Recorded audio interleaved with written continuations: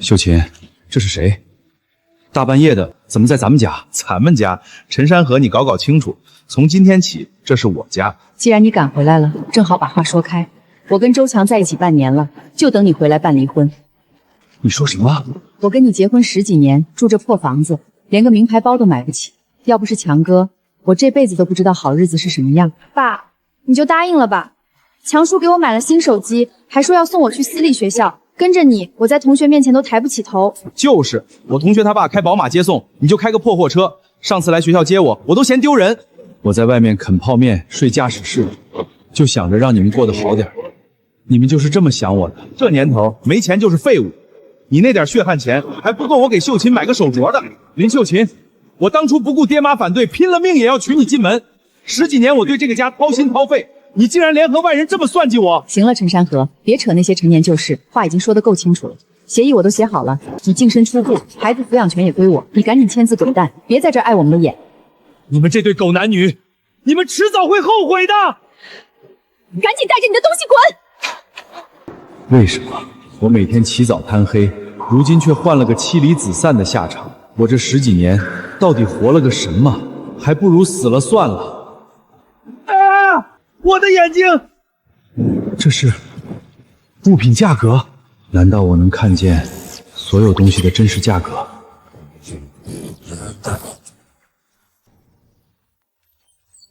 这么不起眼的破玉佩，居然值8万！我的眼睛能看见真实价格，或许这东西真值大钱。现在就去古玩城，先找家靠谱的店鉴定一下看看。大半夜的来干嘛？没看见都几点了？我们马上打烊了，不收破烂啊，去别处转悠去。我有个老物件，麻烦你帮着长长眼，给个实在价。就这玩意儿？我说大哥，你这是哪个工地泥坑里刨出来的？这就是个树脂罐的搜救仿品，地摊上10块钱一大把。我今儿心情好，给你50块钱。你再仔细看看，这不是仿品，真实价格远不止50。不是仿品？你难不成真以为是清代和田玉啊？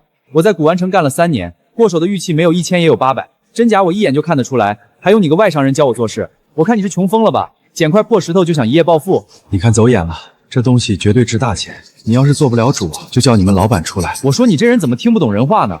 我再说最后一遍，这就是个破假货，赶紧拿着你的东西滚，别在这耽误我下班关门。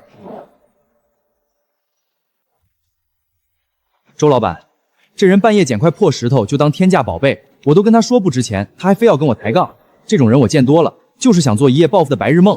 周老板，你看这玉质阀门，连和田玉边都挨不上，我给50都算抬举他了，他还不知足，这人纯想钱想疯了。你只看表面皮毛，根本没吃透鉴宝门道。闭嘴，站一边去。还没请教怎么称呼你？我姓陈，名山河，山川的山，河流的河。好，我问一句，这物件是你在哪儿得来的？路上偶然捡到的，我看着像老东西，真实市价不低，就过来碰碰运气。老板，千万别信他，就这破烂，怎么可能是真品？看货从来不能光凭外表下结论，只看皮毛就敢妄下定论，是鉴宝大忌。这么多年你都学到哪儿去了？我跟你说句实在话，这是清代中期的和田青玉佩，凡是品相，没有磕碰裂，雕工规整，包浆浑厚，是开门的真品。市面上流通价在8万左右，我不跟你玩虚的报价砍价那套，直接按行情最高价给你，一口价8万，你看合适，咱们现在就成交。周老板眼光准，价格也公道，就8万成交。你出示收款码，我现在直接把8万全款转给你。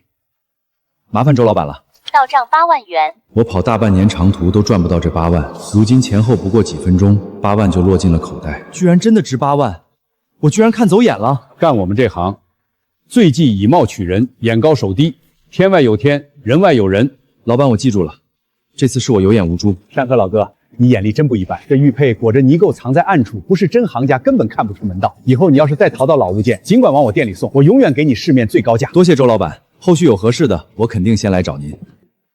这老哥不简单，颇有我当年的风范。有了这笔启动资金，正好在地摊多收几件值钱老货。没想到刚拿到第一笔钱，就碰上这么个大漏，过去看看。来看点啥？我这全是乡下收来的老物件，样样都有来头。快关门了，随便挑，价格好说。我随便看看，这东西都是你下乡收来的旧货，看着不怎么老气。哎，老板，这你就看错了，绝对都是正经老货，件件都是老货，绝对不坑人。你看这分量，这包浆都是老铜铸的。老板，你看这对铜狮子摆家里镇宅又大气，平时卖300一个，今天快收摊了，200一个给你。这些太普通了，我用不着。那边那个锈炉子呢？什么价？嗨，那个就是收破烂顺带带回来的废铜炉子，锈成这样根本没人要。你要是喜欢，给点清货价，80块直接拿走。都锈成这样了，80太贵了。废铜才多少钱一斤？50，能卖我就拿着，不行就算了。哎，行吧行吧，大晚上的图个省事儿，50就50。老板真是痛快人，这铜炉您拿好。这宋代官窑暗款铜香炉真品，保守市价都在120万，居然被我50块钱捡了漏。明天一早就去找周老板长长眼。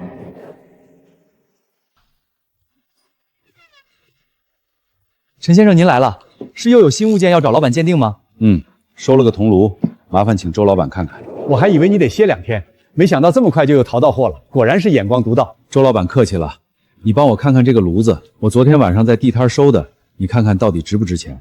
老板，这还有啥细看的呀？这玩意儿锈成这样，做工粗糙，炉身都不规整，妥妥的现代废铜仿品，地摊上最多20块。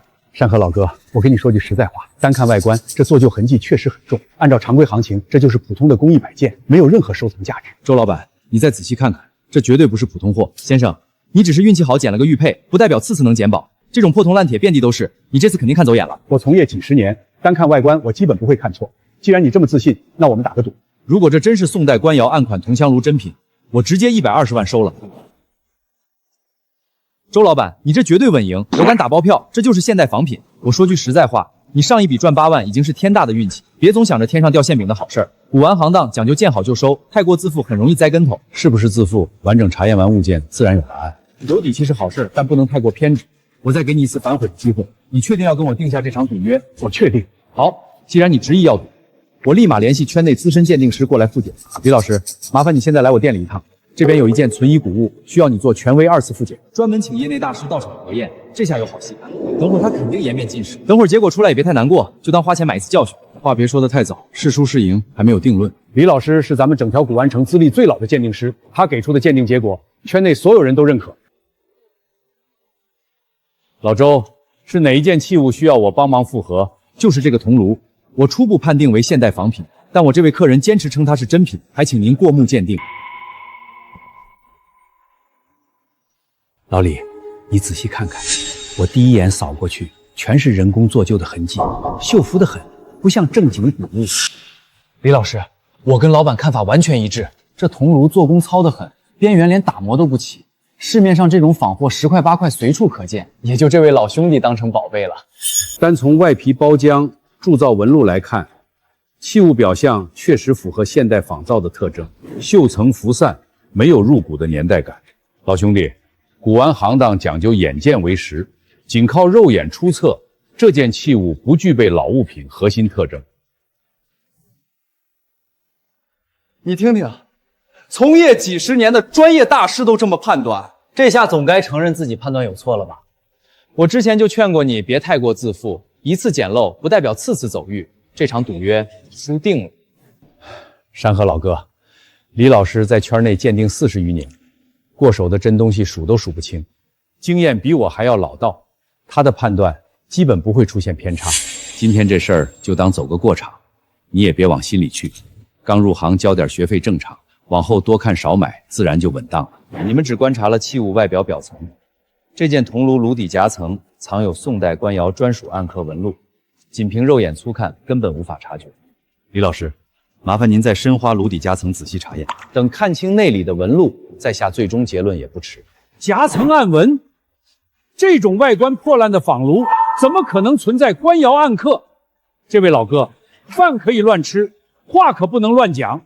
我明白你不甘心认输，但没必要编造不存在的说辞。古玩行靠的是眼力，不是嘴皮子。深度查验过后，一切自有分晓，是真是假，李老师一验便知。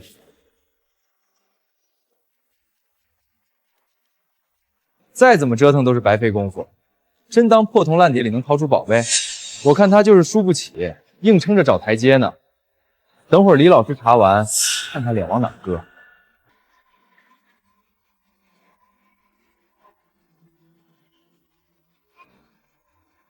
老李，难道夹层里还真有什么特殊纹路不成？我再仔细核对一遍纹路静止与年代标准，这刻痕看着不对劲儿。不就是个破铜炉子，还真能看出花来。故意摆这副样子，显得自己多专业似的，到头来还不是个仿货。李老师，您就直接给个准话呗，这破炉子还能有什么名堂？我看就是个随处可见的低仿货，没必要费这么大功夫。老周，这次是我看走眼了，方才只凭器物外表便仓促下定论，太过草率，险些错失一件顶级古物重器。你说什么？这生锈了的铜炉是顶级古物？这炉底夹层是宋代官窑特有的古法铸造工艺，内里暗藏的暗刻缠枝纹，表层是后世形成的浮锈，内里的锈色与铜胎融为一体，层次清晰自然，绝非现代人工做就能仿造出来的。这是实打实的宋代传世官窑真品。就这品相，这工艺，放在拍卖市场上，都是能当重头拍品的稀世重器。什么？这看着锈迹斑驳的破旧铜炉，居然是宋代官窑器物。我摸古玩几十年，居然犯下这么低级的眼力错误。古玩行本就讲究皮相藏真，只看表面锈痕就仓促下结论，自然容易被表象迷惑，看走眼也不算稀奇。山河老哥，今天这事儿真是我周某人太过武断，仗着入行久就托大，一口咬定这是仿品，是我有眼不识泰山，你千万别往心里去。兄弟刚入行，眼力却这般老了。我们这帮人混了大半辈子古玩，都被表层浮锈骗了过去。你光凭外观就能断定夹层有暗纹，实在是难得啊！我干鉴定40多年，还是第一次见有人单凭器物外观就能精准预测夹层暗藏专属纹路。这份独到眼力，整个古玩圈都挑不出几个。山河老哥，今晚从头到尾都是我行事草率，光凭一层锈迹就妄下定论，还冲动和你立下赌约，是我有眼无珠。这件宋代官窑铜炉市面稳定流通价120万，赌约是我主动定下，我绝不食言。现在立刻全额转账给你，1分不少。先生，之前是我狗眼看人低，见您穿着普通，就几次三番出言挖苦，是我为人视力浅薄，目光短浅，我真心给您道歉，您别跟我一般见识。老周，你这次可是捡到一位贵人，这位小兄弟眼光毒辣，往后只要他手里有藏品，你店铺货源直接碾压整条古玩街。山河老哥，我在收藏协会还有几分薄面，往后要是有鉴定上的事儿，或者想出手什么产品，随时都能找我。我也不过是碰巧对这类器物的构造略知一二，算不上什么天大的本事。古玩行水深，真真假假本就寻常，今天这事儿不必放在心里。周老板收购价格公允实在，这笔交易我没有异议，就按咱们说好的来就行。到账120万元。山河老哥，往后你在外淘到任何老物时，优先送到我店里，无论藏品大小，我永远给到市面最高价。好说，往后有合适的物件，我会优先考虑周老板。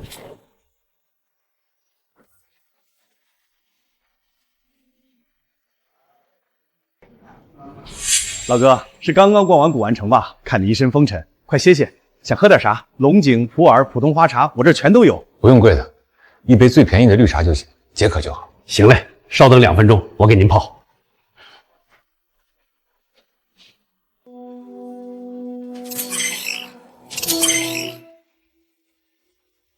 老哥，你瞅瞅我墙上这些，可不是普通印刷画，全是名师手工复刻的好东西。外地游客来逛，进我这店里都要挑上2幅带走，看看这做工，摆家里待客特有面子。老板，墙角那卷扔在杂物堆里的旧画怎么卖的？那破烂放那快1年了，当初下乡收旧货，顺带捎回来，纸都受潮发霉了，谁看见都嫌晦气，压根儿没人问价。你要是不嫌破，3000块直接拿走，堆在角落也是占地方。兄弟，我刚才瞅看见你从对面周老板店里出来，估摸着是刚捡漏赚了钱，但也不能乱花呀。3000块买一卷破纸，纯纯吃亏。没错，墙上那些崭新的复兴画最贵才2000，这破烂残画还敢要3000，老板摆明了看你手头宽裕，想宰你一刀。听哥一句劝，别脑子一热冲动消费，这画拿回家装裱都得花不少钱，根本不值当。画破损太严重，保存品相太差，350能卖，我现在就扫码付款。行，350就350，就当清理库存了。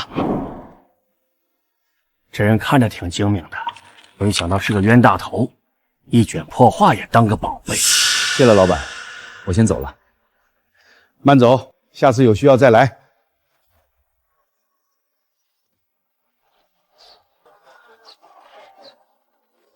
我说你们这店到底能不能拿出点像样的东西？翻来覆去全是些不上台面的破烂，也好意思叫古玩店？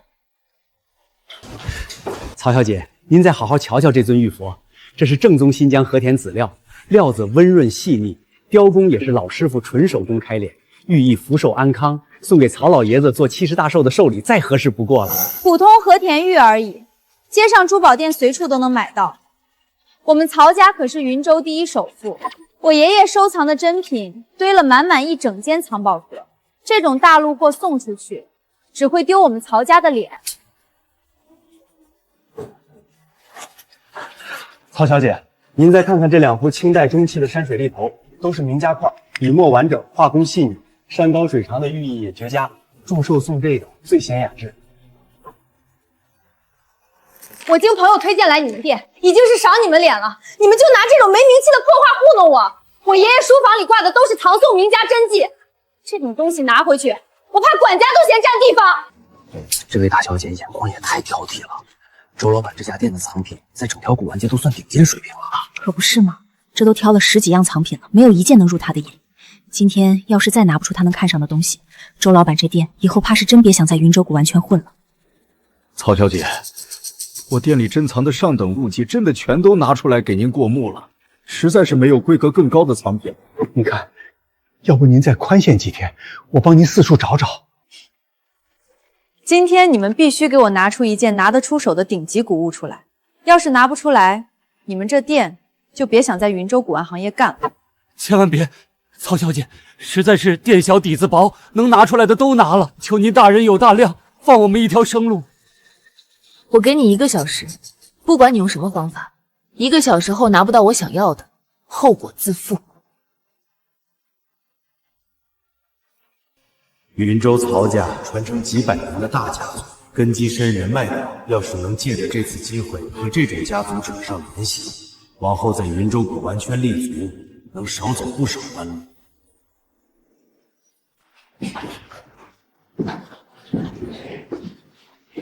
这位小姐，我手里有一件古画，档次足够，或许能当做给你爷爷的寿礼。就你一个穷酸货，手里能有什么像样藏品？无非是地摊上几10块收来的破烂，也敢在这凑热闹，耽误我时间，赶紧滚，别碍眼。曹小姐，您先别生气。这位山河老哥可不是普通人，前几天刚在我这儿出手了一件宋代官窑铜炉，眼力独到的很。您不妨先看一看他手里的东西，再下判断也不迟啊。行，我就给你个面子，我倒要瞧瞧他这破布包里能踢出什么值钱玩意儿。要是还是上不了台面的东西，今天连你这店一起算账。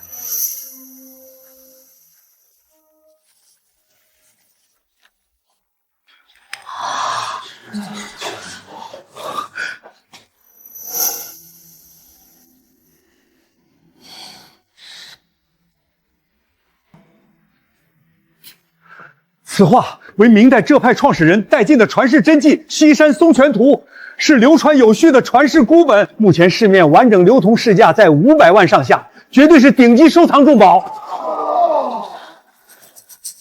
看不起眼的破旧古画，居然价值500万！刚才曹大小姐还满脸瞧不起人家，这下算是被实打实打脸了。陈先生，这幅《西山松泉图》我十分中意。我爷爷平生最喜这派山水，这幅画做70大寿的寿礼，再合适不过。曹小姐既然是给老爷子祝寿用，也算物尽其用。500万的价格公运，我可以转让。到账500万元。陈老哥，今天真的多谢你割爱。我为了爷爷的寿礼，跑了好几家古玩行，都没寻到合心意的寿礼。没想到在这儿碰上这么一件顶尖古画，我也是碰巧收的这幅古画，如今卖给有缘人，送给曹老爷子当寿礼，也算物尽其用，正好。3天后是我爷爷70整寿，到场的全是云州商界的老板，还有全国各地资深古玩收藏家。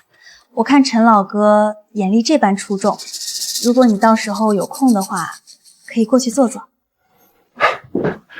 山河老哥，这可是天大的好机会！曹家老爷子人脉遍布整个收藏圈，这场寿宴多少人挤破头都求不来一张邀请函，你一定要答应啊！是啊，陈哥，平时咱们守着小店，接触不到这种高端圈子，这次机会难得，可千万别错过！太厉害了，短短一会儿功夫就到手500万，连曹家那个嚣张跋扈的大小姐都主动递邀请函结交，这是什么神仙运气啊？哪有什么运气？你看他这装扮，想来家世也一般，肯定是实打实靠自己的眼力挣来的。有真本事，在哪儿都吃香，这才叫真让人佩服。曹老爷子寿宴名流云集，这幅画已经转手卖给曹小姐，我空着手过去不像话，得单独挑一件独一无二的宝贝，当做送给曹老爷子的专属贺礼，才算礼数周全。多谢曹小姐盛情相邀，寿宴我准时到场。我先去外面转转，挑一件合适的贺礼，再准备赴宴的事儿。没事没事，你尽管去。要是遇上拿不准的物件，随时回来找我，我帮你一起长眼。那我就等寿宴当天与你碰面了。我也很好奇，以陈老哥的眼力，能淘来什么让人眼前一亮的好东西。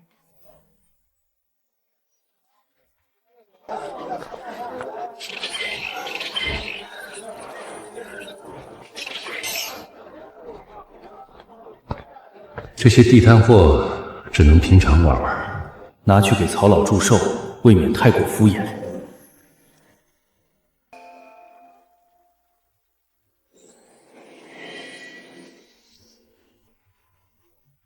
老哥随便看，这些玩意儿全是我下乡收旧货烧回来的，都是老物件底子，价格都便宜，看上哪个尽管说，我给你实在价。那颗珠子是什么来路？看着倒是圆溜。嗨，谁知道是啥呀？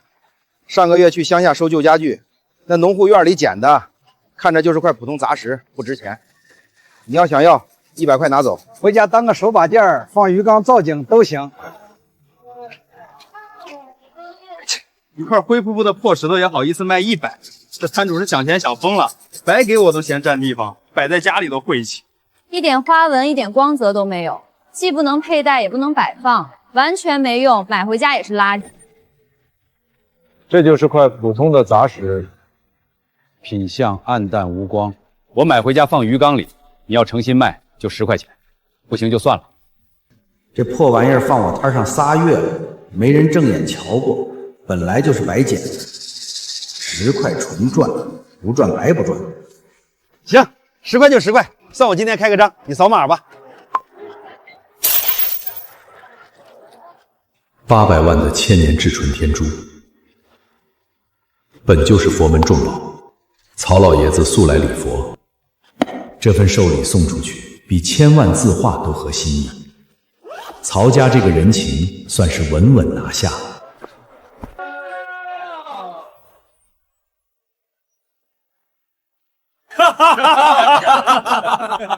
哟，这不是陈山河吗？我还以为看错了呢。胆子可真不小，这种级别的高端寿宴，你也敢随便混进来？怎么被我说中了想溜？你也不撒泡尿照照自己什么德行，有资格参加这种宴会吗？今天到场的全是云州有头有脸的人物，你一个跑长途的穷鬼，也配跟我们占一个大厅？保安，保安在哪儿？这里有人偷溜进宴会，混吃混喝，赶紧过来把他轰出去，别脏了曹家的地方。陈山河，想攀高枝也得看看自己几斤几两。这种场合，你就算混进来了又怎么样？听我一句劝，自己赶紧出去，省得等下被保安架出去，脸上更难看。把嘴巴放干净点，谁允许你们在曹家寿宴上随意污蔑我的客人？陈山河先生是我亲自邀请的顶级贵客，你们算什么东西，也正对他指手画脚。保安，把多嘴闹事的人给我看好，谁敢对陈先生不敬，立刻请出去。是，大小姐。陈山河，你竟然让我当众难堪，曹家大小姐肯定是被你骗了。等下县里环节，我看他能拿出什么像样的东西，到时候当众拆穿他，让他在全云州名流面前身败名裂。陈山河什么时候认识的曹家乡亲？才离婚半个月，他就攀上这么粗的大腿，凭什么？我绝不允许他过得比我好。等下县里看他怎么出手。真是人不可貌相，这男的穿着朴素，竟然能让曹大小姐亲自撑腰，绝对有真能耐。这才叫低调藏大佬啊！反倒是那两个穿金戴银的，狗眼看人低，上来就找茬，结果踢到了铁板，这下丢人丢大。各位来宾，各位亲朋好友，吉时已到，曹公70大寿献礼仪式正式开启，请各位宾客按序移步献礼台，为曹老先生送上贺礼。有请陈山河先生上前献礼。我还以为是什么好东西呢，到头来就一块破石头，也好意思拿来送给曹老爷子，实在是可笑。果然穷就是穷，骨子里抠门改不了，真是丢人现眼。我说陈山河，就算你前段时间侥幸捡漏赚了点小钱，也不至于这么抠门寒酸吧？随便捡一块路边随处可见的破烂碎石当做寿礼，亏你拿得出手。今天在场全是名流大佬，人家送的全是玉器字画，就你拿一块破石头凑数，丢的不光是你自己的脸面，连在场所有宾客都跟着难堪。可不是嘛，这人也太不懂规矩了。曹家老爷子的70大寿，居然拿块破石头糊弄，简直是敷衍至极，太不把曹家放在眼里了。我刚才还以为他真有什么本事，能让曹大小姐亲自撑腰，原来就是个徒有虚名、不懂礼数的骗子。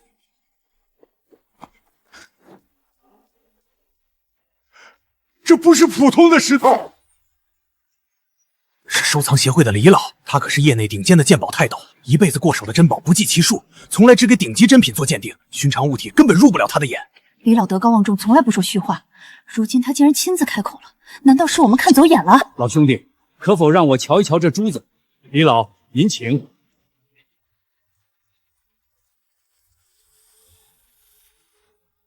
诸位刚才全都误会这位陈先生了。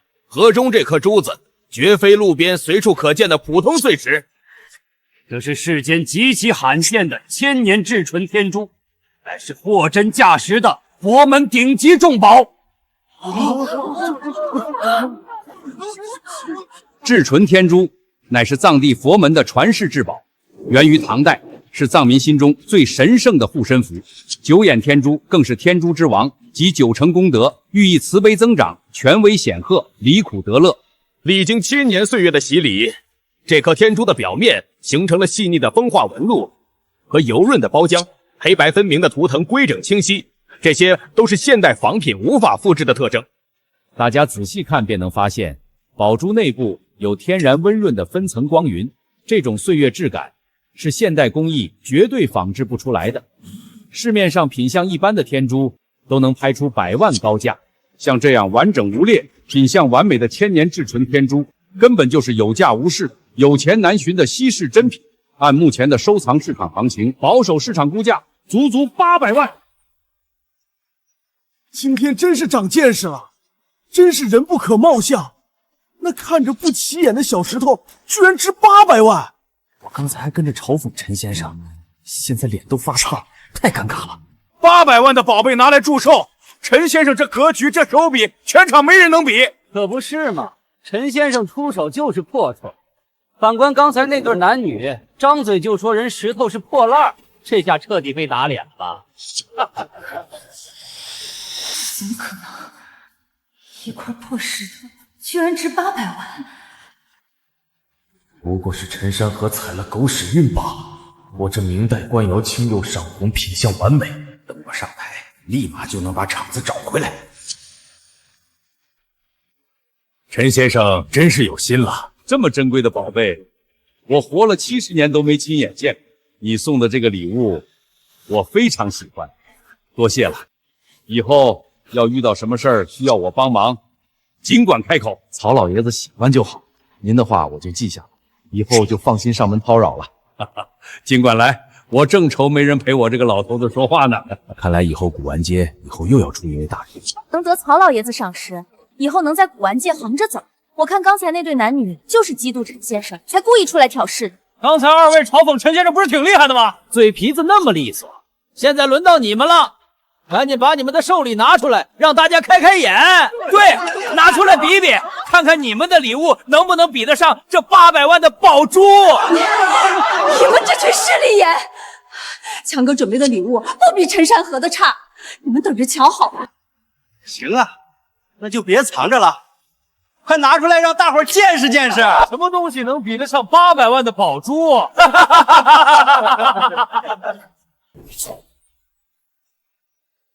我的明代官窑青釉上瓶仿得天衣无缝，普通人根本看不出来。只要我稳住，今晚的风头依旧是我的。这青釉上瓶做工细腻通透，釉色油亮好看，雕花浑纹工整大气，看着就是正宗名贵官窑瓷器。周先生出手实在阔绰大气。对比刚才陈山河的千年至纯天珠，这件瓷器完全不输，甚至更上档次。光看瓷瓶的包装和品相，少说也要2000万才能拿下。那是当然，强哥为了这份寿礼，足足筹备半个多月，跑了好几家高端古玩店，不惜重金入手这件官窑瓷器。曹老爷子的生日宴，当然不能马虎。这可是我精心挑选的明代官瓷，出大价钱从上一位藏主手中收的，也就区2000万吧，不值一提。强哥事业有成，出手自然大方体面，做事面面俱到，眼光也远不是某些靠运气捡破烂的人能比。有些人一辈子只能靠捡些不起眼的杂件碰运气，拿块破石头就敢上台献礼，登不上大雅之堂。真正拿得出手的，还是得靠实打实的财力入手的大物件。陈山河，这次还是我赢了。现代仿明代官窑青釉赏瓶，现代高仿赝品，市场估价3000元。你这件青釉赏瓶并非官窑真品，只是现代工艺高仿赝品，市面流通价格仅3000元。陈山河，你别胡说八道！你就是嫉妒我买到上等官窑瓷器，见不得我风光体面，故意当众造谣，污蔑我的藏品，存心在曹老爷子寿宴上让我难堪。陈山河，你真是心胸狭隘，见不得别人日子过得好，就因为强哥选的礼物比你的破珠子贵，你就当众诋毁污蔑强哥，真是上不了台面。这件瓷器外观做工这么精美细腻，釉色雕花无可挑剔，怎么可能只是3000块的廉价仿品？肯定是陈先生记恨刚才被周总嘲讽，心胸狭隘，故意找茬挑刺报复。可是陈先生鉴宝眼力也是有目共睹，也许这件瓷器真的有问题。是真是假，找鉴宝专家检验检验不就知道了？不行，不能找专家验。该死，陈山河怎么知道这件青釉瓷瓶是仿品呢？不行，不能验。陈山河在说谎，他就是嫉妒我比他过得好。陈山河，你是不是恨我跟你离婚，带着儿子女儿跟了周强，见不得我们过得好，所以故意诬陷强哥？你真是小心眼儿！这三人竟然有这恩怨！我看周强就是有问题，从进门就带头嘲讽陈山河，现在要找专家检验，他又拦着不让，分明是心虚。啧啧，那林秀清真是个不安分的，都2孩子了，一大把年纪了，还出轨，一口一个强哥的叫着，我听得浑身鸡皮疙瘩都起来了。今天是我的生日宴，不要因为这点事儿让大家不愉快。把今晚宴会专门请来坐镇的古玩鉴定专家请上台，当场细致探这件青釉赏瓶的真伪，给所有人一个准话。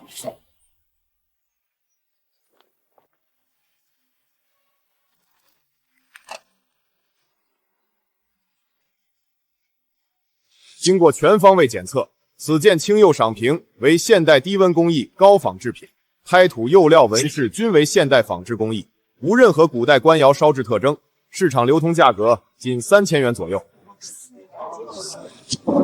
买一件3000块的仿品，还当众吹嘘花了2000万，脸皮可真厚啊！果然不是一家人不进一家门。拿3000块买的破瓶子，就敢出言嘲讽陈山河买的千年至纯天珠是破石头，真是蛇鼠一窝。还好陈山河和那女的离婚了。拿个赝品就敢在这里叫嚣，真是不要脸！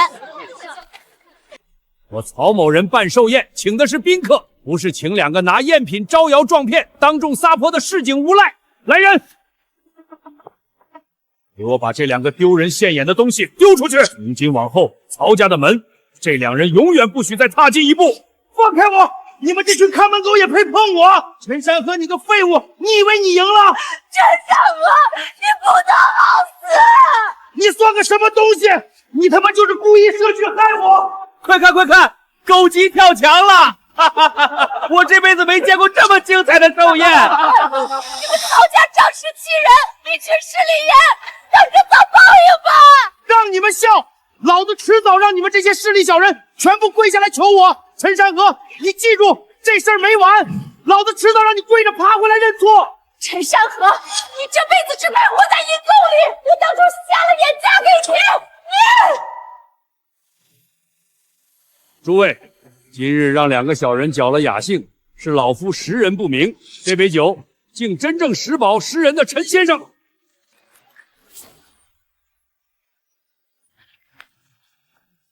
丽丽，留住陈山河先生，其他人都先散了。陈先生留步，我爷爷想和您说几句话。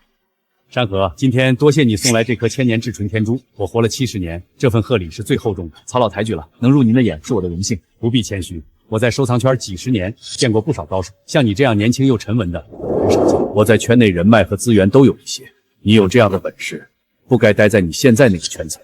我可以帮你对接云州和省内的顶级收藏资源，帮你在行业里站稳脚跟。曹家的资源正是我目前缺少的，有这个助力，能少走很多弯路。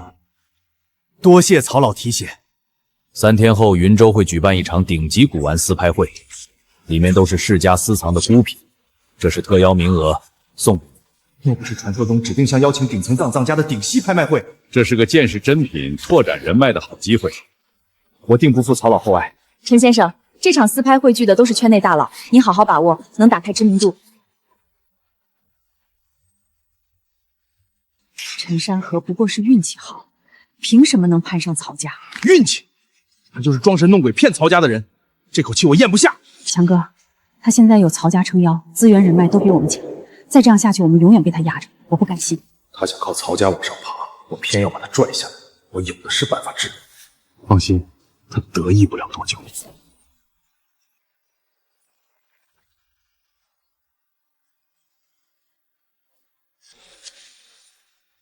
山河老哥，你可来了！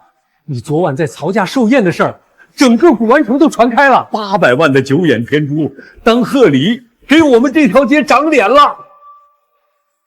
陈哥，以前是我见识少，以后您多指点。小事而已，不用放在心上。陈山河有本事，还跟曹家搭上关系，跟他深度合作，我这店肯定能再上一个台阶。山河老哥，这段时间相处下来，我是真服你的实力。我想和你长期深度合作，以后店里的高端藏品和客户都交给你负责，利润我们6-4分成，你看怎么样？不用我出货就能占4成，这买卖划算。可以合作。这边请。这些都是店里压了多年的旧货，好多行家看过都说没值钱的，一直占库存。你眼光好，帮忙看看有没有漏。这批积压货里珍藏了不少真品。这尊清代铜鎏金小佛造像，市价3万。这晚清和田青白玉手镯，市价7万。真没想到，这些压箱底的东西里藏着这么多值钱货。山河老哥，你真是我们店的贵人。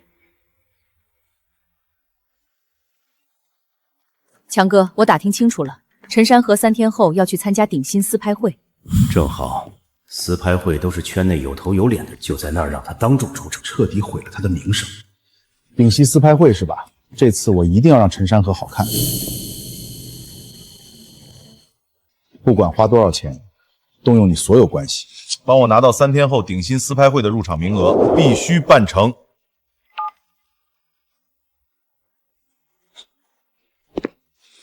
周总，您找我。张师傅，你是圈内资深鉴宝人，经验足，我找你办件事儿。周总，请说，我一定尽力。3天后的私拍会，你全程配合我。有个叫陈山河的人会到场，你在现场专门挑他的错，拆穿他的态度，只要能让他当众出丑，身败名裂，价钱随便开。陈山河，一个刚入行的新人而已，踩他还能拿高额酬劳，这买卖稳赚。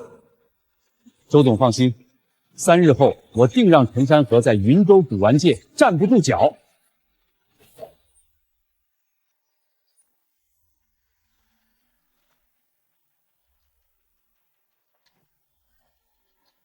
他还真敢来，真是不知道自己几斤几两。越想往上爬，摔得越惨。今天让他知道，运气比不过实力和人脉。周总放心，等竞拍开始，我盯着他的每一次判断，只要出错，就当众戳穿。各位藏家朋友，欢迎莅临云州顶溪私拍会。本场拍品均为世家私藏孤品，来源清晰保真。现在正式开拍。第一件压轴拍品，商周王族素面玉璧，品相表残，表皮磨损严重，无明显纹饰，起拍价10万。根本就是普通残玉，10万起拍，太贵了。磨损太严重，看不出制式，不值当入手。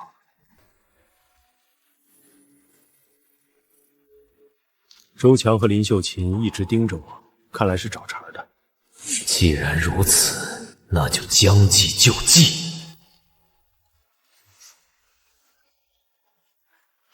20万！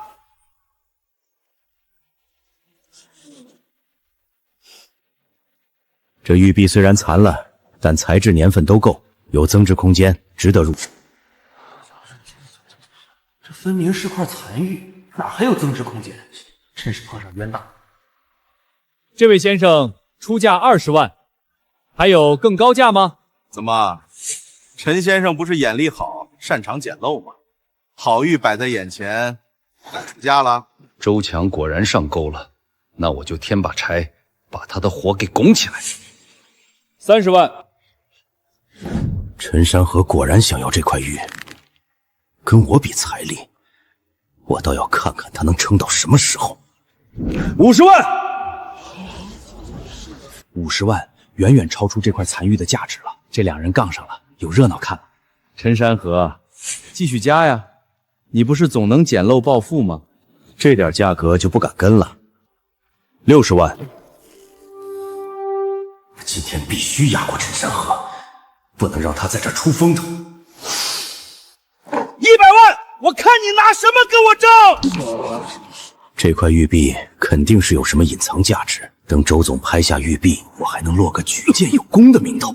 周总大气，这块玉璧绝对这个价，拿下稳赚。差不多了，100万让周强接盘这个废品，正好给他一个教训。100万第一次，100万第二次，100万第三次，成交！恭喜周先生100万拿下商周王族素面玉璧。陈山河，你敢跟我斗，这下知道差距了吧？看你以后还怎么在圈里混。陈山河，我还以为你有多厉害，也不过如此。关键时刻拿不出钱，所谓的顶尖眼力，不过是靠运气罢了。有些人就只会装样子，真到硬碰硬的时候就露馅了，上不了台面。古玩竞拍靠的是眼光、魄力和实力，光靠运气捡漏成不了大事。周强，你们现在笑得有多欢，等下去有多难看，好戏还在后面。周强，你高兴得太早了。怎么，输了还嘴硬？这块玉璧被我拿下，就是我实力的证明。你不服也没用。这残玉怎么看都不值100万啊！可看周强这样子，感觉赢了几个亿，真是太蹊跷了。这位就是风头正盛的陈山河，这100万的残玉怕是没那么简单。周强，10万块钱的残玉被你100万拍下，我真是期待你知道真相后被打脸的表情。在场都是古玩界有名有脸的人，不如趁热打铁，当场捞验玉璧，让所有人都知道我赢了。这陈山河就是个骗子。各位前辈，这位陈先生号称云州新晋鉴宝高手，今天我想请在场的权威专家当场豪验我这块玉璧，让大家看看到底谁才是真有眼光。劳烦您老仔细核验，给大家一个准话，也好让某些只会靠运气捡漏的人看看，什么才是真正的传世重器。职责所在，自当客观核验。看专家这脸色，搞不好这玉璧真有来头。不好说，刚才陈先生中途停手不加价，别是早就看出这玉璧有问题。经过全方位深度核验，此件器物确为商周王族素面玉璧，年代久远，制式正宗，品相完整的话，市价可达1000万级。1000万级？那周总100万拿下，真是捡大漏了。难怪周总敢一路加价，原来这玉璧真是个硬货。这下陈山河彻底没话说了，看他还怎么在圈里立足。但这块玉璧内部有一道贯穿性暗裂，裂纹深入玉心，肉眼看不见，没有修复价值，器型已经报废。贯穿性暗裂，那这不就是块废玉吗？我的天，100万买了块报废的玉，这亏吃的也太大了。周强刚才还那么嚣张，原搬起石头砸自己的脚。我就说陈先生全程都稳得很，合着人家早就看出来有暗裂了，故意不跟价的。综合判定，这块玉璧没有收藏和流通价值，市场存值最高10万元。花100万买了个废物，不可能！我花100万拍的，怎么可能只值10万？完了，这下彻底栽了。我之前还说稳赚，以后在圈里还怎么立足？那不是张师傅吗？刚才竞拍时还说这玉璧稳赚不赔，现在怎么不说话了？什么资深鉴宝师，连暗裂都看不出来，还不如人家有眼光。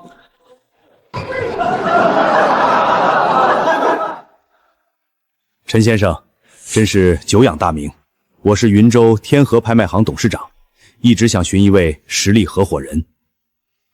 这是我的名片，如果你有兴趣的话，改天有空咱们可以聊聊。赵董客气，有空我登门拜访。陈山河，你算个什么东西？竟然让我当众出丑！我一定不会让你好过的，你给我等着吧！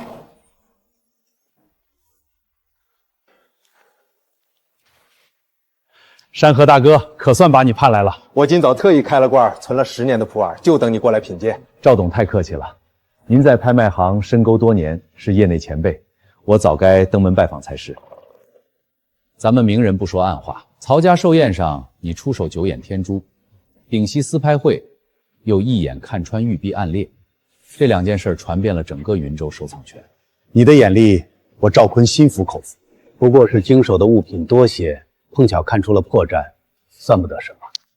1次是碰巧，2次就是真本事。我今天请你过来，是想邀你出任天河拍卖行的首席鉴宝顾问，不用坐班，只负责所有上拍拍品的终审把关。除此之外，给你技术入股，享受年度净利润分红。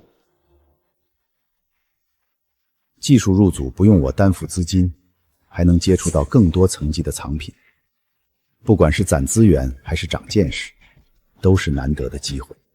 分成比例，咱们可以慢慢细谈。你要是有别的条件，也尽管提。我是真心想和你长期绑定，把天河的鉴宝水平再往上提一个台阶。赵董诚意十足，我也没什么好说的。合作的事，我应下了。好，痛快！有你坐镇终审，以后天河的拍品，我再不用担心打眼了。走，我带你去地下藏品仓库转转。今年春季拍卖会的拍品正在征集，你顺便帮我把把关，看看有没有漏网之鱼。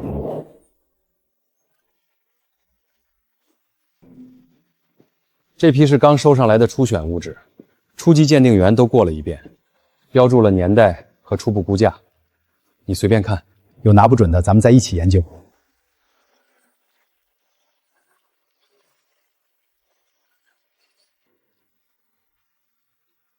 等等，怎么了，老哥？这碗标注的是民国仿品，工艺还算规整，但价值不高。我本来打算放在普通场次凑数，不对，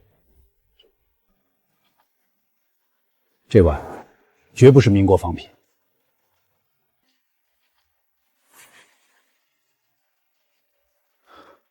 初级鉴定师给的结论是光绪款民国后仿，胎质偏软，青花佛色也不够沉稳。我之前扫过一眼，也觉得是仿品。表层是常年存放形成的浮尘包浆，盖住了原本的胎釉特征。您稍等，我仔细核验一遍。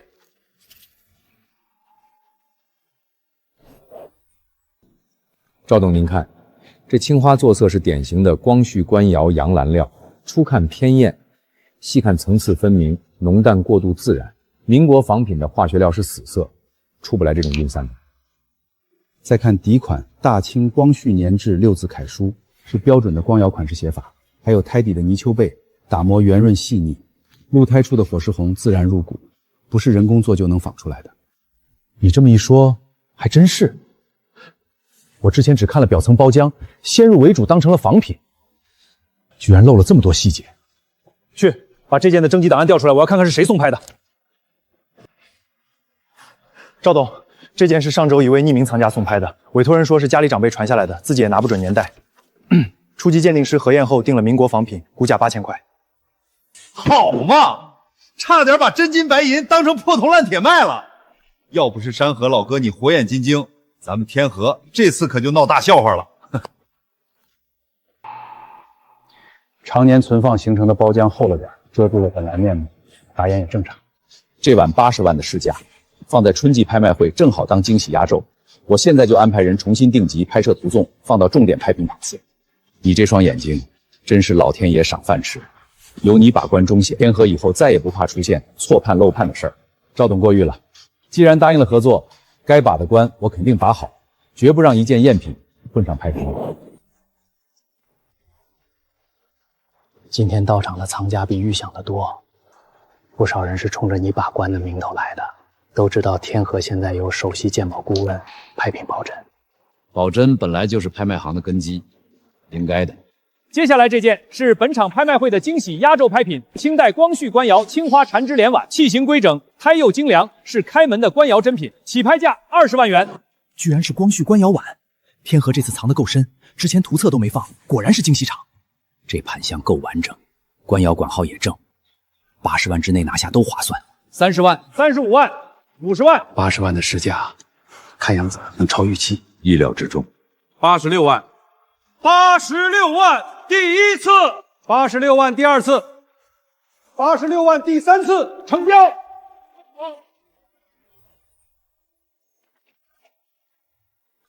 山河大哥，你可回来了！拍卖会的事儿我都听说了，86万成交，厉害呀！先不说这个，我之前和你说的扩店的事儿怎么样了？隔壁铺子要搬走，听说咱们要扩店，愿意1年30万租给咱们。这是店铺布局图，我就想着找你商量呢。除了房租，其余成本你算了没有？房租转让费8万，房租30万，装修6万2，定做展柜4万5，杂费1万3，加起来总共50万整。那够了，日常收货压货，半点不耽误。等店扩完，空出来这么大地方，咱们正好拿闲钱收一批中高档的瓷器、玉器填进去，再搞个开业酬宾，把周边藏家都请来坐坐，名气一打开，生意肯定往上翻。行，那就这么定了。明天一早，咱们就去隔壁店铺找老板，直接签转让合同。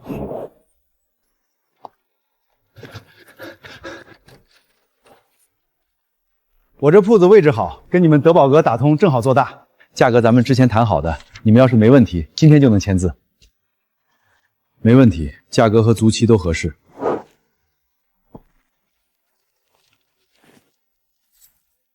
从今天起，这2间铺子就都是咱们的了。新店得有个新名字，你想好了吗？嗨，我还真没顾上想。山河老哥，你给起个吧，没有你也不会有这间铺子。就叫山河阁吧。山高水长，河纳百川，既有建藏的格局，也图个稳扎稳打的彩头。山河阁，好名字，还沾着你的名字，以后人家一提山河阁，就知道是你陈山河坐镇的店。靠西这面墙做通顶实木博古架，分3层，专门摆中高档瓷器。明清瓷放中间主位，民国瓷和杂釉瓷分至2侧，按年代排序，客人一进门就能看清楚。对，中间过道留宽些，至少1.2米，客人上手看货不挤，也显敞亮。那东边靠墙的位置呢？东边隔出半间独立区域，装4组带锁繁抱玻璃展柜，做玉器专区。和田玉、翡翠古玉分柜摆，柜里加防潮灯和绒布衬底，贵重物品放最下层，带锁柜里稳妥。那最里头靠后门的地方呢？最里头隔成2间小房，一间做私密洽谈室，摆一套茶桌，收大件货、谈大客户都在里面。另一间做餐储，定做防潮置物架，收来的毛料、暂存的藏品都放进去，不占卖场空间。哈哈哈，绝了！哈哈，这么一规划，比原来规整10倍，档次直接就上去了。再借着你在古玩界的名气，山河阁头一炮就能打响。跟大家说个事儿，隔壁铺子咱们已经盘下来了，新店定名山河阁，很快就动工装修。真的假的？隔壁那间可比咱们现在这店还大些。早就听说要扩店，没想到这么快就成了。新店一开，产品要添，客人也会更多，大家往后免不了要多辛苦些。我跟山河老哥商量过了，从这个月起，全体店员底薪统一涨2成。真的吗，周老板？底薪涨2成？谢谢老板，谢谢陈哥，谢谢老板，谢谢陈哥，我们肯定好好干。大家跟着店里一路忙活都不容易，往后规矩照旧，只要踏实上心，认真做事，店里绝不会亏待大家。行了，都忙去吧。这几天隔壁动工难免有点吵，大家盯好手里的货，老店的生意不能落下。行了，都忙去吧。这几天隔壁动工难免有点吵，大家盯好手里的货，老店的生意不能落下。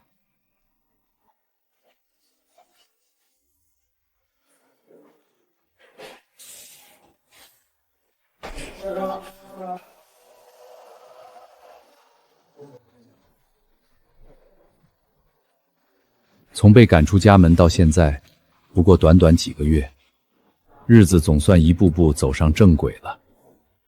陈山河，你小子倒是好运，居然还开启大店了。我倒要看看你这山河阁能不能安安稳稳开下去。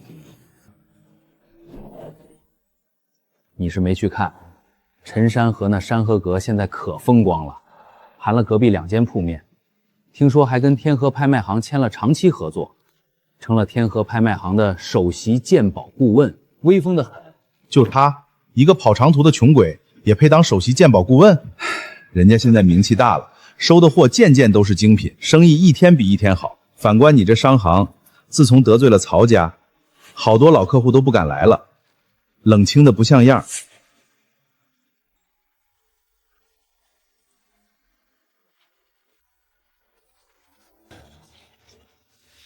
陈山河，我倒要看看你能得意多久。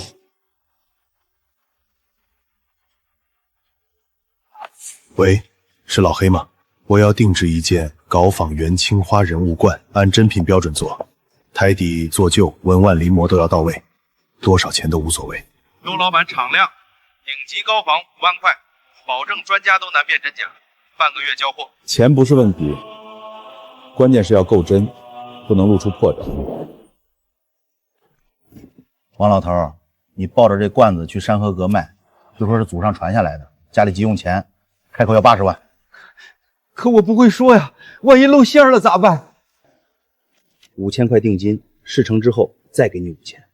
记住，就说祖传的，不懂行情，急着给老伴治病才卖。陈山河问什么，你都咬死了是祖传的，别的一概不说。我记住了，周老板，保证不说漏嘴。陈山河不是眼力好吗？等他收了这罐子，我就当众戳穿这是件高仿赝品。到时候山河阁名声扫地，他就等着关门大吉吧。大爷，您看点什么？俺不卖东西，俺是来卖个祖传的罐子，家里老伴住院急用钱，不然说啥也不能动祖上的东西。是有人故意设局。大爷，您把东西打开我看看。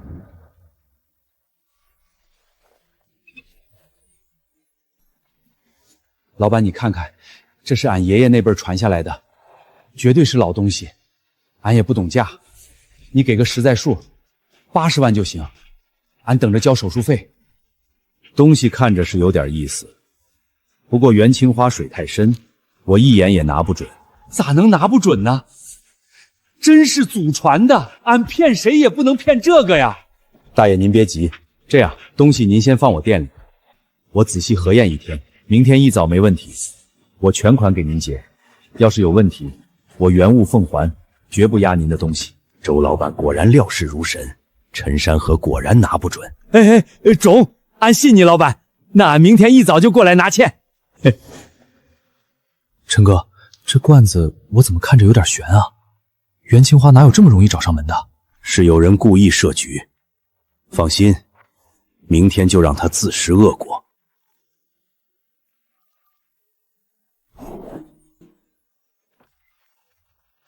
老板，咋样啊？那罐子核验完了吧？没问题的话，俺就等着拿钱了。大爷别急，再等会儿，马上就有结果。还等啥呀？不是说验1天吗？俺还等着去医院交。我们是古玩城监管所的，接到举报，这里涉嫌交易高仿赝品，请配合检查。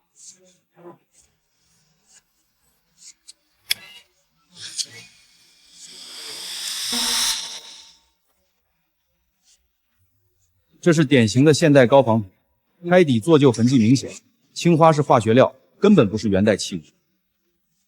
说吧，这东西哪来的？俺祖传的。老人家，作伪售假、欺诈商户是要负法律责任的。你现在说实话，还能从轻处理。我说，是周强，是一个叫周强的老板给俺5000块，让俺抱着罐子来骗陈老板的。罐子也是他给的，说足也是他教的。俺就是贪点小钱儿，俺不知道这是犯法呀。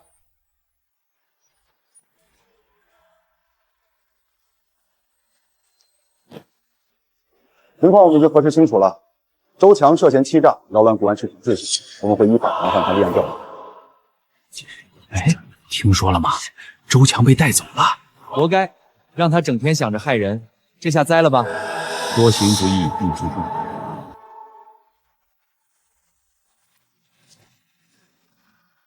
出去以后安分点，再敢扰乱市场秩序、设局欺诈，就不是拘留几天这么简单了。知道了。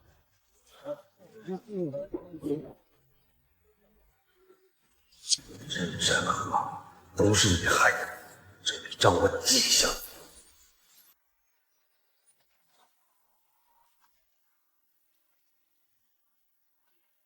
你可算回来了，你都不知道这几天街坊邻居怎么说你，真是丢死人了。你看看陈山河新扩了铺子，还跟大拍卖行合作，名气生意双丰收。再看看你，你还好意思说？要不是你天天吹枕边风，说陈山河怎么风光，我能去设局。现在出事了，你倒全怪我了。怪我？你自己没用赚不到钱，还不让人说了？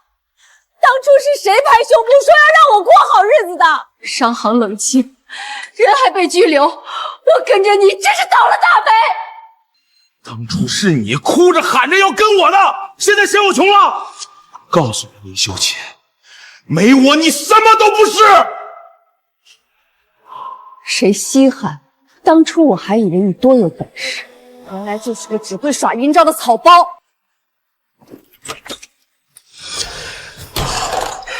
陈山河，都是你毁了我的一切，我跟你没完！师傅，你帮我看看，这是我奶奶传下来的，是不是老玉？值不值钱？姑娘，这是晚清的和田青白玉镯，品相还行，没有大裂，市价大概3万块。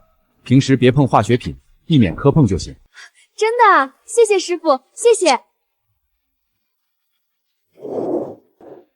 大哥，您这是现代仿品，化学做旧的，不值钱，别再当宝贝收着了。以后买古玩别图便宜，容易踩坑。嗨，就知道没那运气。没事，谢谢你啊，师傅，好歹知道真假了。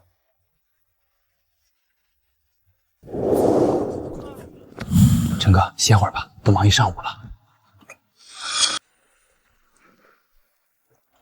没事，大家大老远过来，总不能让人家白跑一趟。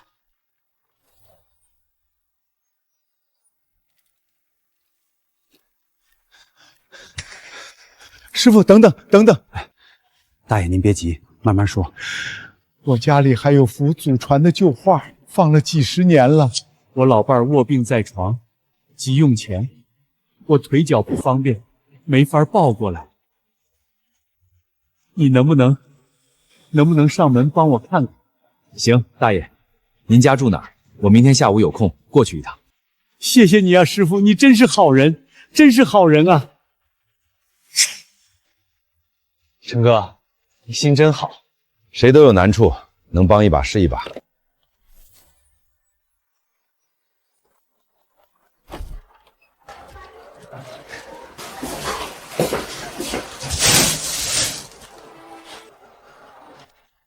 师傅，快坐，家里简陋，你别嫌弃。大爷客气了，画在哪儿呢？我看看。哎，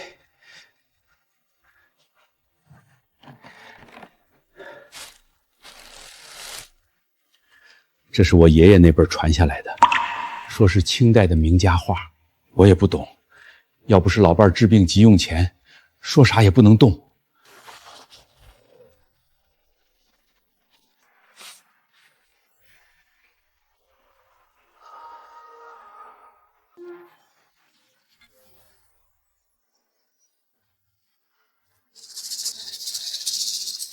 大爷，这画是真品，清代嘉庆年间名家的手笔，品相也完整。您打算多少钱出手？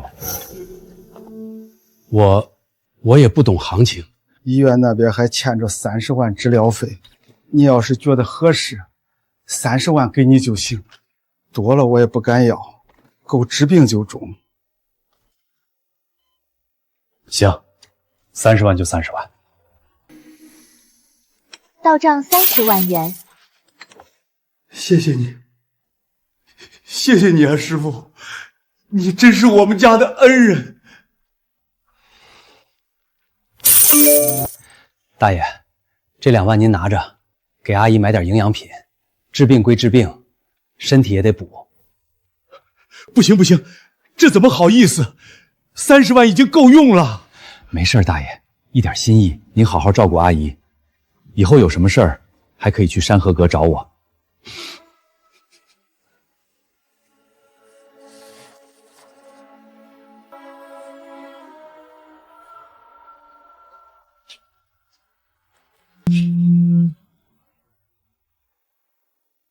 山河老弟，你那场公益建堂可办得太成功了！我听古玩城好多人说，市民评价特别好，不少人专程赶过去没排上号，都什么还有下一场。就是随手办的，能帮到大家就好。我跟你说，好多市民都建议设个固定鉴宝点，别总搞流动的。我琢磨着，咱们合伙开一间专业鉴宝工作室怎么样？哦，你说说看。场地和运营资金都由我出，你出技术坐镇，把公益鉴宝做成常态化项目，每周固定2天免费鉴宝。除此之外，工作室还承接高端藏品寄售、鉴定咨询活务，正经收费项目也不少，不会亏。常态化公益鉴宝能攒口碑，也能接触到更多民间藏品，说不定还能捡漏。工作室正规化运营，也比在古玩店门口摆地摊更像样，对拓展人脉也有好处。你要是觉得可行，咱们明天找个地方当面细谈，具体怎么分工、怎么分成都好商量。行，明天上午咱们还是老地方茶馆见，当面聊细节。既然要做，就做得正规些，既要帮到普通藏家，也要把名气打上去。德宝阁，我连夜捋了个大概。工作室就设在古玩城对面的写字楼，位置显眼，商户和市民过来都方便。场地租金、装修、人员工资全算我的，你出技术，利润55分账。条款清晰，权责分明，赵坤确实很有诚意，55分没问题。公益鉴宝每周2场，定在周3和周6上午，免费面向市民。高端鉴定和寄售业务按标准收费，鉴定结果出具正式报告。要做就做正规。痛快，我也是这么想的。咱们就做云州最专业的民间鉴宝机构。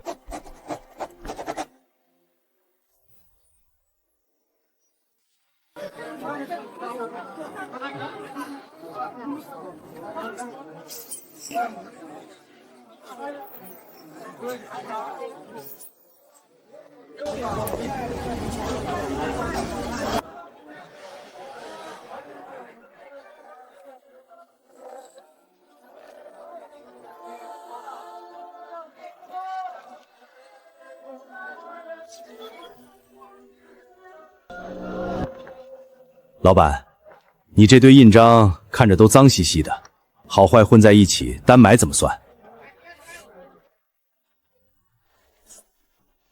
都是乡下收来的老东西，单挑10张51个，铜的80。您要是连着一整盒都包圆，算您便宜点。一堆破石头，我就是买回去摆书房当个摆件凑数，联合带章200块钱卖不卖？不卖我就走了。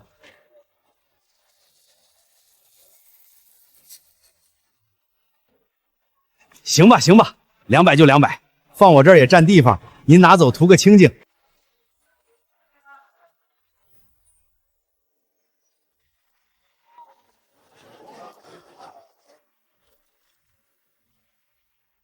本只是顺路逛逛，没想到撞上这么件硬货。工作室刚定下来，就捡了个800万的大漏，倒是个好兆头。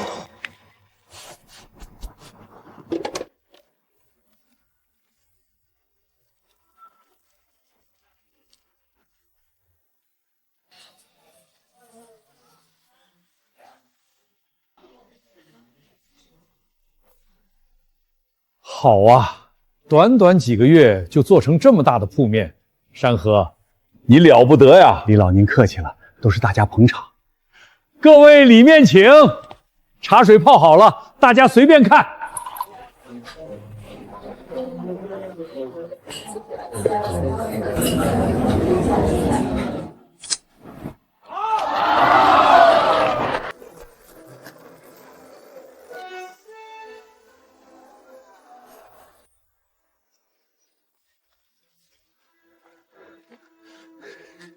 你就是陈老板吧？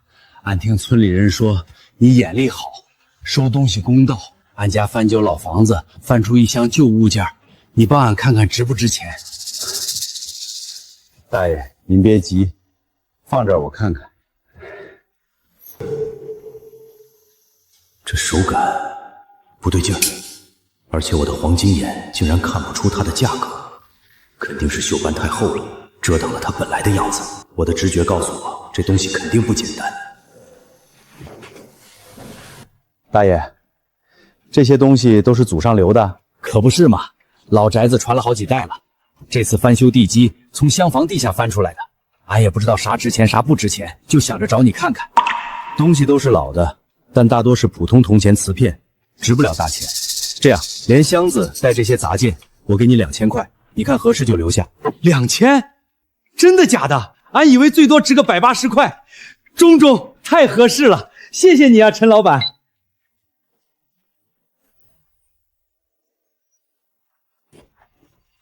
陈哥，这铜镜很值钱吗？看着锈乎乎的。好不好，确锈就知道了。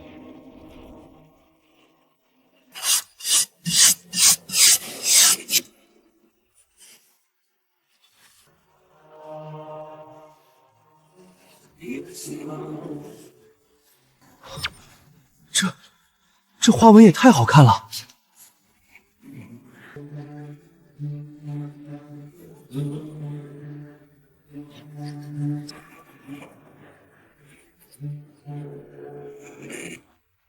唐代瑞兽葡萄纹铜镜，开门的真品，还是头模货。唐代的，那这得值多少钱啊？板模品相都属上乘，保守估计600万起步。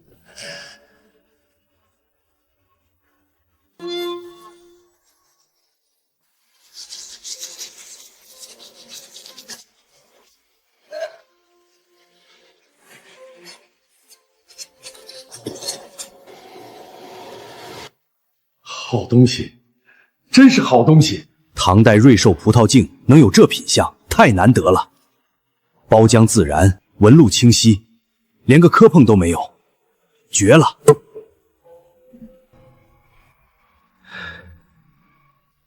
陈老板，我也不跟你绕弯子，这面唐镜我诚心要，700万，全款收，你看行不行？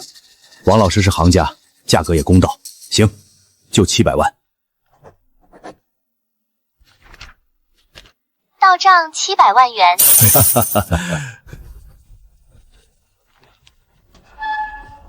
我的天，2000块收的，转手卖600万。山河老哥，你这双眼睛真是神了。小李这段时间进步很快，日常看货、接待客人都做得不错。从今天起，提拔他为副店长，负责日常看货和店员管理。陈哥，我能行吗？好好干，没问题。有拿不准的物件，随时找我。离婚这么久了，现在也该整点像样的地方住了。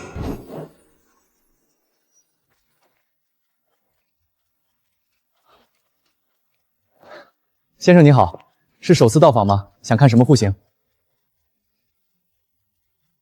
大平层，江景优先，拎包入住。那您可来对了，这套是我们小区楼王位置，270度环幕江景，全屋进口品牌精装修，家具家电全留。房东本来是给孩子准备的婚房，现在全家移民急着套现，市价1亿5千万，现在一口价1个亿，相当于白送半套装修。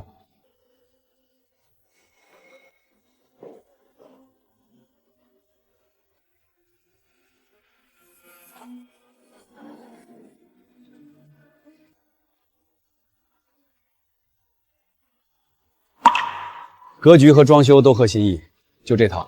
陈先生，您看是走贷款流程还是全款？现在就办手续，尽快过户。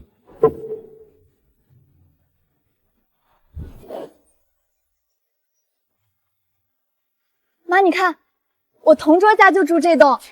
他说小区里有恒温游泳池，还有私教健身房，连快递都有人送上门。我也想住这儿。看两眼得了，这地方是咱们能想的。等以后你强哥生意做起来，妈也给你买一套。先看环境，又不花钱。陈先生这边请。那是陈山河，爸，他怎么会从这里出来？刚才那个陈先生真狠，1个亿的楼王当场全款刷，连价都没还一句。听说人家是古玩圈的大佬，开了好几个店，这点钱对人家根本不算事儿。1个亿全款，他怎么会这么有钱？当初我怎么就鬼迷心窍，放着这样的日子不过？无论如何，我也要让陈山河重新回到我身边。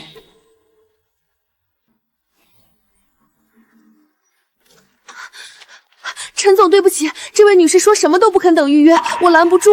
没事，你先出去吧。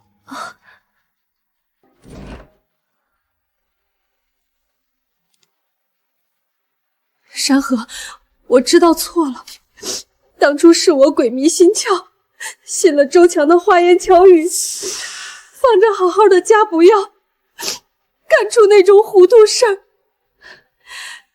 这些日子我天天都在后悔，你打我骂我都行，求你看在陈浩和佳佳的份上，原谅我这一次，咱们一家人凑在一起好好过日子行不行？林秀琴，当初离婚是你提的，净身出户也是你自己要求的，离婚协议是你签的字，路是你自己选的，现在说后悔，晚了。我知道我混账，我不是人，可孩子们是无辜的呀。陈浩马上要高考，正是要紧的时候，佳佳还小，不能没有妈。你就当是为了2个孩子，给我一次弥补的机会。孩子的事，我自有安排，学费、生活费我会按时承担，不会让他们受委屈，但复合不可能。过去的事已经翻篇了。夫妻一场，我不想把话说得太难听。以后没要紧事儿，不要再来工作室找我，影响不好。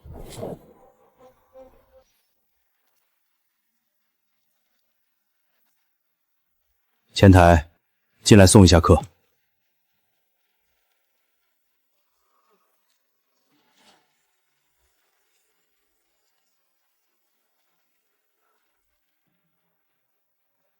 破镜难圆，覆水难收，有些错，犯了就是一辈子。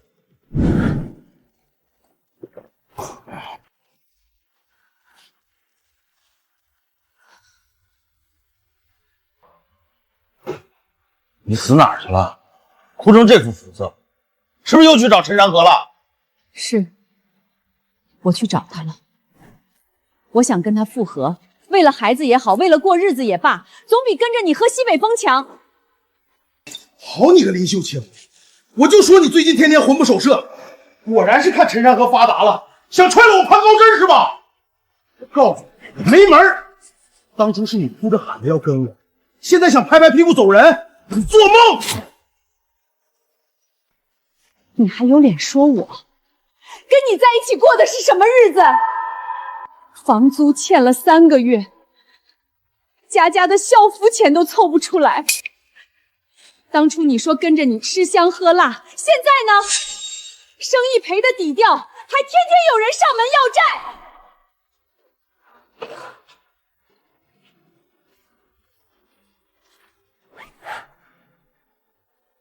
周强，这日子我过够了，从今往后，各走各的路，谁也别碍着谁。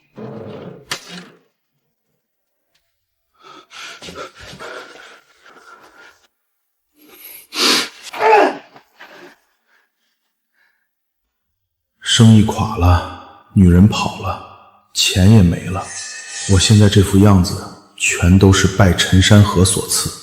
陈山河，都是你害的！我不好过，你也别想安生！我要让你在云州古玩圈彻底身败名裂！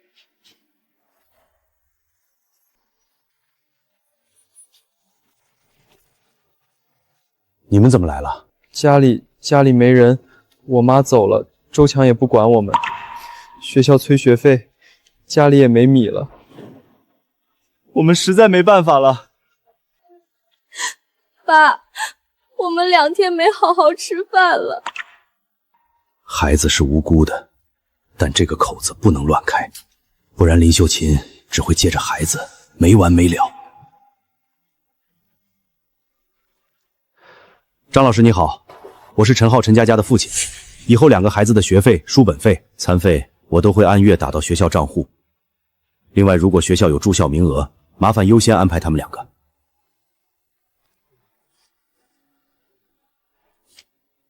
这是旁边中学食堂的餐卡，我充了钱，你们1日3餐去食堂吃，读书的钱我会负责到底。你们回去安心上课，有正经事儿让老师联系我，或者打我电话，不用自己跑过来。谢谢爸。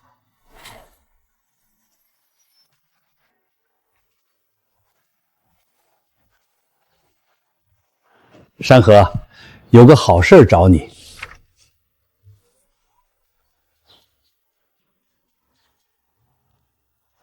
下个月在上京开，全国藏家、鉴定界的名家基本都会到。我向藏协推荐你代表咱们省参展，组委会那边已经批了。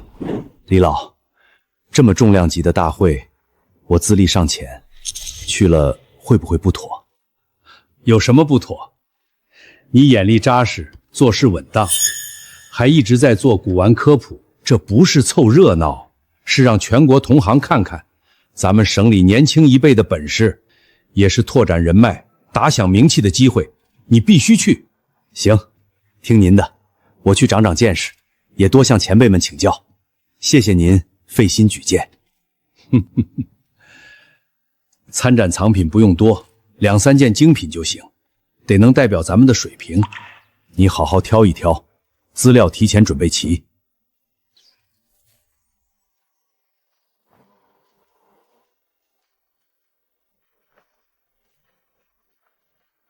单一件金石类还是单薄了些，最好配一件同级别的古籍书画。市面上流传的精品大多传承清晰，轻易碰不到合适的。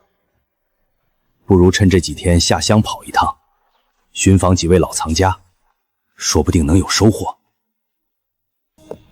唉，家里确实传下来一卷旧经书，祖上传了好几代，本来想留给儿子，可儿子在城里扎根，对这些半点兴趣没有。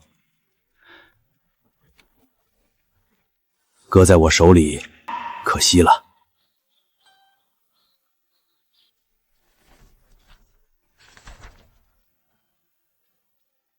宋代浙刻版《金刚经》残卷，流传有序，品相上佳，市场估价560万元。苏老师，这是北宋浙刻版《金刚经》，属宋版里的上品，非常珍贵。您若是有意出让，我按市价给您560万。这件东西在我手里，我会妥当保存。我就知道是老物件，但没料到值这个数。钱倒是其次，主要是想给他找个懂他惜他的人家。我看你说话做事稳当，是真懂行，交给你我放心。一件金石篆刻，一件宋代古籍，2件精品门类互补，正好用来当参展的藏品。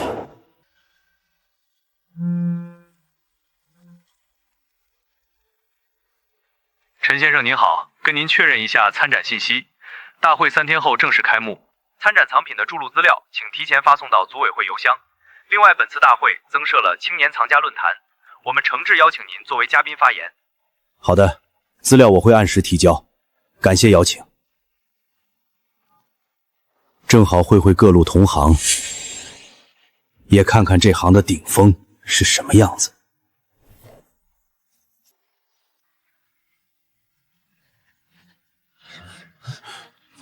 米芾的篆刻存世量极少，这方还有边款佐证，品相这么完整，太难得了。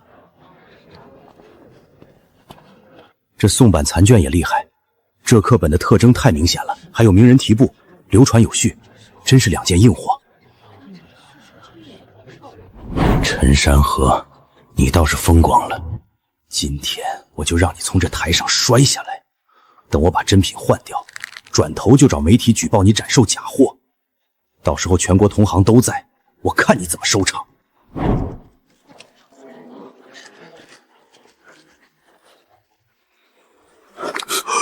周先生，好久不见。光天化日之下，你这是想干什么？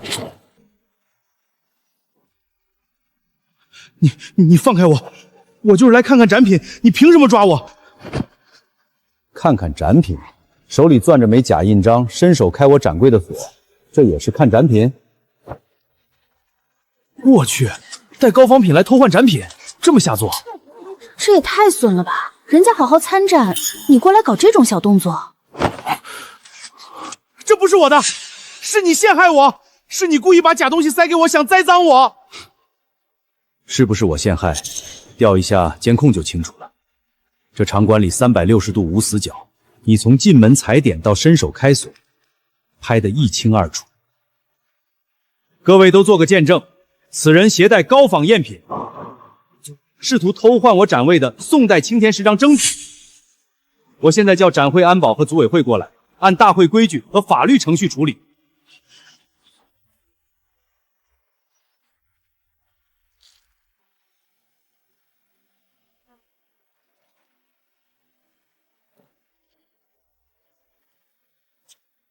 蓄意偷换参展文品，涉嫌商业欺诈，已经违反治安管理条例，我们还会把你纳入古玩行业黑名单。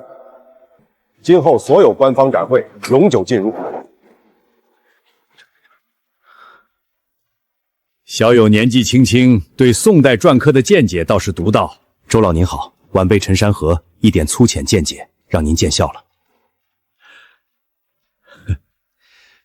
这2件东西选得有眼光。米芾这方印，刷刀法的特征很明显，是他中年的作品。这卷浙刻本《金刚经》，避讳字严谨，刻工是杭州马家的风格，都是实打实的精品。古玩界里，像你这样功底扎实、心性又稳的太少了。下个月古物局有个古籍修复研修班，我给你留个名额，有空过来多交流。多谢周老赏识，我会珍惜这次研修班的机会，绝不辜负您的期许。能得到周老的亲口赏识，还拿到研修班名额，这份认可比任何展会奖项都金贵。本届古玩交流大会最高奖项金奖藏品，获奖作品为宋代米筏篆刻青田10章，宋代浙刻本《金刚经》残卷。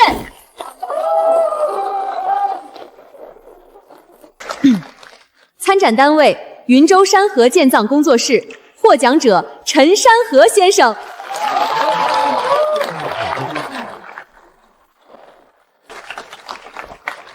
陈师傅沉得住气，功底又扎实，古玩这行的未来就要看你们这些后辈了。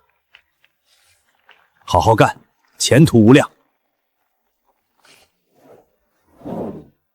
这次走出去才发现，民间藏着太多好东西，也藏着太多对传统文化感兴趣的人。可大多普通人没渠道接触珍品，也没地方系统了解收藏文化。与其只守着自己的1亩3分地，不如建一座民间收藏展览馆，免费向市民开放，既能展出精品，也能做点文化普及的实事。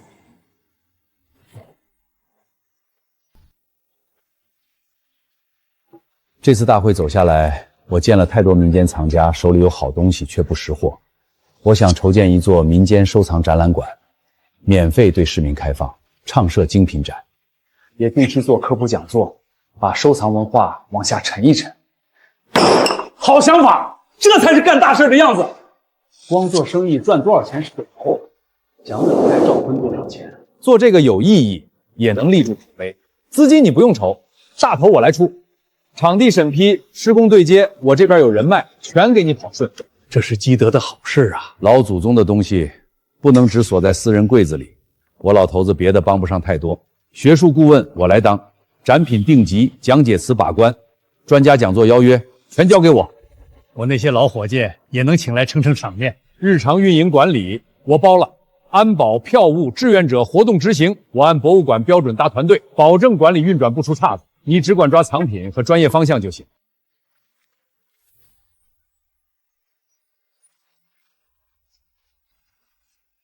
陈山河先生，久仰大名。我姓郑，是古物局文物回流项目组的负责人。这些年，我们一直在推进流失海外文物的追溯与回流。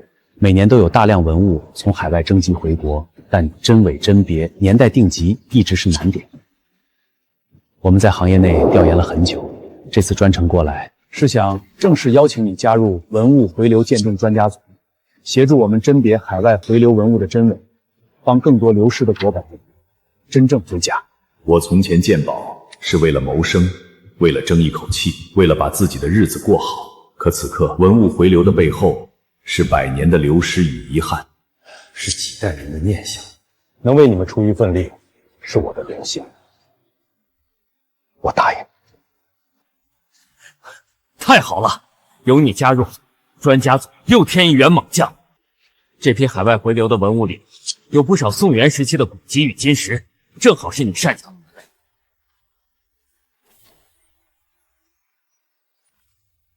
太好了，有你加入，专家组又添一员猛将。这批海外回流的文物里，有不少宋元时期的古籍与金石，正好是你擅长的门类。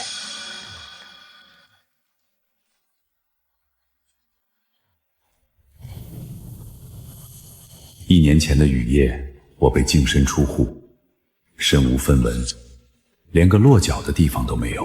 1年后的今天，他有了山河阁古玩店，有了建藏工作室，有了免费开放的民间展览馆，更站上了文物回流的舞台。这条路走得跌宕起伏，有冷眼，有算计，有风波，却始终走得堂堂正正，步步扎实。这不是终点，是新的开始。